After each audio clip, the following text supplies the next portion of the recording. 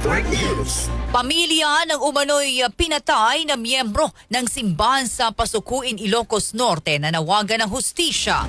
Detalye ng balitang yan mula kay Idol Lawrence Martinez ng IFM Lawag. RMN Live Report.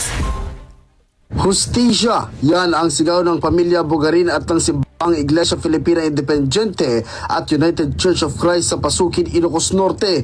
Ito ay matapos na hindi sila kumbensido sa investigasyon ng PNP sa pagkamatay ni Alvaro Bugarin III. Base sa report ng PNP, ay drowning o pagkakalunod ang sanhi ng pagkamatay ng nasabing binata. Giit naman ng pamilya at ng simbahan ay malinaw na pinatay at tinorture si Alvaro sa tabi ng dagat sa barangay Naglikuan, Pasukin, Ilocos Norte ilang araw na ang nakakaraan. His lifeless body, according to police blotter, was found along the shoreline of Barangay Naglikuan, Pasukin, Ilocos Norte last December 27, 2025 at 5:30 a.m.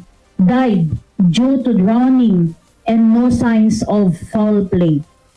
However, the OCO and WLC, the family, relatives, and friends of DM Alvaro are crying for justice and demanding impartial investigation into his death.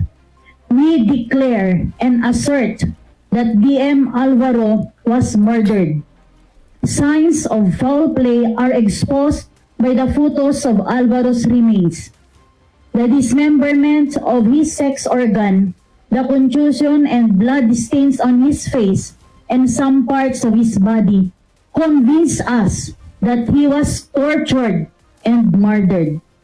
We demand an end to killings and all forms of crimes. Hiling naman ng ina ni Alvaro ay sumuko na ang mga gumawa nito dahil marami silang katanungan sa mga suspek. Mismo ko mga isulat aksukon ta ibagadat ti ginapudnunan tapno iti kasta malaganan kami mo dun.